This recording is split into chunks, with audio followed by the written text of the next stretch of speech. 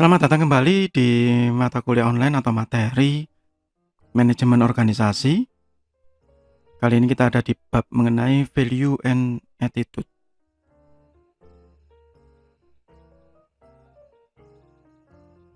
Ya, value and attitude ini sangat berpengaruh ya di dalam perilaku manusia di dalam organisasi, karena tiap orang akan mempunyai value dan attitude yang berbeda-beda. Yang pertama kita membahas mengenai value dulu.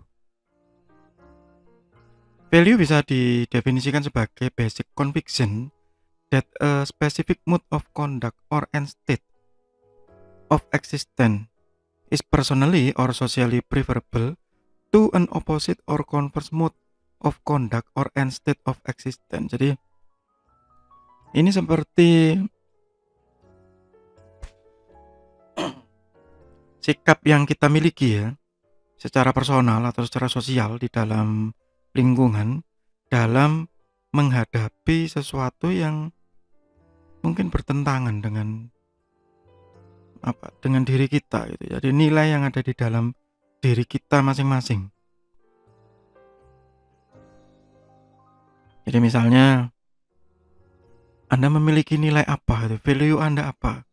Value Anda jujur gitu ya, meskipun di sekeliling Anda secara sosial itu terdiri dari banyak orang yang tidak jujur, Anda tetap jujur. Ini mungkin nggak terlalu sulit ya kalau kita berbicara, tetapi ini sulit jika kita melaksanakan. Ya, contoh misalnya seperti yang baru saja saya hadapi gitu, ada satu tes ya, satu ujian yang dari sekian puluh orang itu lebih dari separuh itu berusaha tidak jujur dengan berbagai macam cara ya. Nah, pada saat saya dihadapkan pilihan begitu untuk jujur atau tidak jujur begitu, dengan risiko kalau saya jujur maka saya memiliki resiko 90% gagal. Tapi kalau saya tidak jujur, maka saya memiliki resiko 90% berhasil. Memilih seperti itu sulit. Nah, pada saat misalnya saya memilih jujur, nah berarti itu value saya begitu. Itu basic conviction saya. Dan penting. Karena apa? Karena value ya provide understanding of the attitude. Nanti di berikutnya motivation, nanti juga ada pembahasan khusus tentang ini.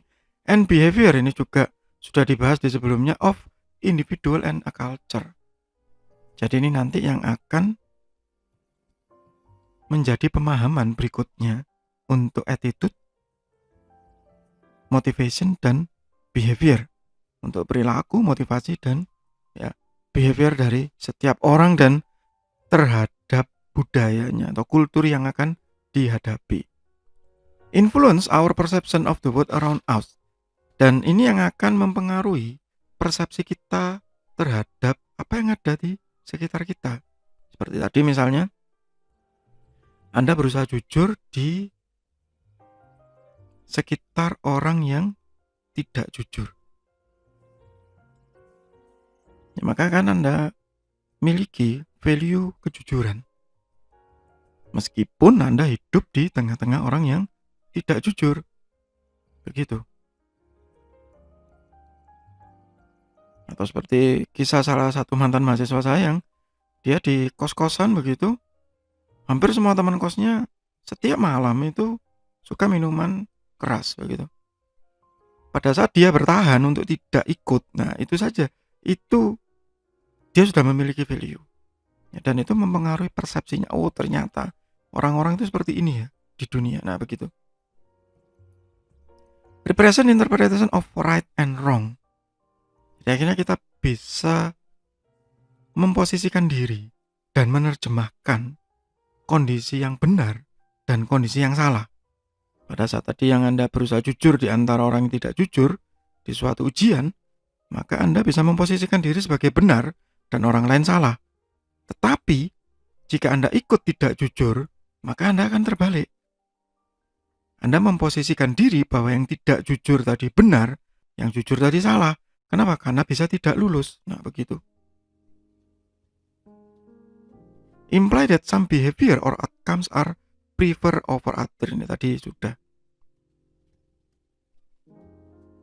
Di ilmu sosial kita mengenal ada namanya kerangka Hofstede atau Hofstede Framework. Hofstede ini nama orang ya yang menciptakan kerangka ini. Teori Hofstede ini panjang ya, tapi saya hanya mengambil beberapa untuk pembahasan ini. Yang pertama saya ambil adalah teori mengenai individualism. Ya, ini berkaitan dengan value tadi. Individualism, the degree to which people prefer to act as individual rather than a member of group. Jadi tingkat seseorang melakukan sesuatu berdasarkan kepentingan dirinya sendiri dibandingkan kepentingan kelompok gitu. Kalau Anda di Pancasila atau kewarganegaraan itu mementingkan diri sendiri dibandingkan kepentingan organisasi, padahal seharusnya mementingkan kepentingan kelompok dibandingkan kepentingan sendiri, mementingkan kepentingan negara dibandingkan kepentingan individu. Nah, begitu. Ya, itu tingkat individualisme. Sesungguhnya gitu setiap orang itu memiliki tingkat individualisme yang tinggi, mementingkan diri sendiri. Hanya kultur yang nanti bisa merubah, budaya yang bisa merubah apa yang akan dilakukan seseorang itu berdasarkan level individualismenya. Jadi misalnya dia hidup di satu organisasi atau satu kelompok yang sangat setia kawan, ya maka tingkat individualismenya akan runtuh begitu. Dia akan lebih banyak mementingkan kepentingan kelompoknya, lebih setia kepada kelompoknya. Ada juga yang dibatasi dengan janji atau sumpah. Misalnya beberapa profesi ya, profesi kedokteran, profesi abdi negara, ya, PNS itu kan ada sumpah jabatan di awal, atau militer. Nah begitu, wah nggak bisa Pak gitu, saya sedang sibuk ini gitu. Padahal Anda sedang dipanggil tugas ya. Kalau militer ya nggak bisa, ya karena ada batasnya, ya. Lawannya adalah collectivism. That social framework is in which people expect others in group of which they are a part to look after them and protect them. Jadi saling melindungi di dalam kelompok tadi. Saling merangkul satu sama lain. Itu kolektivisme. Jadi ini lawan dari individualisme. Berikutnya adalah achievement. The extent to which societal value are characterized by assertiveness, materialism, and competition. Secara mudah saya menerjemahkan bahwa pada saat Anda mencapai sesuatu yang Anda capai dengan kompetisi, bersaing, ya maka itu disebut achievement. Bersaing dengan siapa ya? Bisa jadi bersaing dengan orang lain, bisa jadi bersaing dengan diri sendiri. Misalnya Anda nge-gym gitu ya, fitness, atau Anda nge-game gitu, nggak ada musuhnya sebenarnya, musuhnya komputer tadi.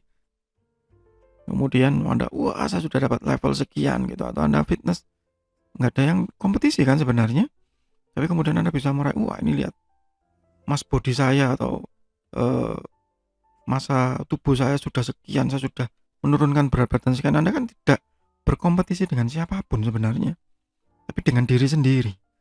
Tapi Anda sudah merasa atau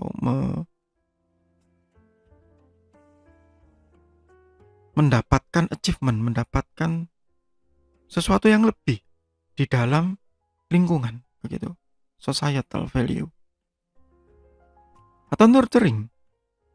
Nurturing ini yang tidak berkompetisi tapi membantu begitu. The extent to which societal value emphasize relationship and concern for others. Jadi Anda amal ibadah begitu ya, donasi, menyumbang, punya jejaring yang bagus, punya banyak teman, nah itu nurturing. Ini lo lihat saya nih lo, teman saya banyak tuh gitu. Ini lo lihat saya no, donasi sekian, membantu banyak orang, nah gitu. Ya ada yang mungkin mengistilahkan nurturing ini kalau di Islam apa riya gitu ya. Jadi pamer. Tapi pamer yang tidak eksplisit gitu ya, implisit tapi pamer gitu. Oh, alhamdulillah saya sudah menyumbangkan sekian ke sana nah, gitu. Padahal sebenarnya pamer itu ya. Kelihatannya bersyukur tapi enggak gitu. Pamer dia. Nah, itu Hofstede framework ya. Itu untuk sementara di mata kuliah online atau materi value manajemen organisasi di bab mengenai value dan attitude. Di bagian berikutnya nanti kita akan membahas mengenai attitude. Semoga bermanfaat, tetap sehat, tetap semangat. Terima kasih.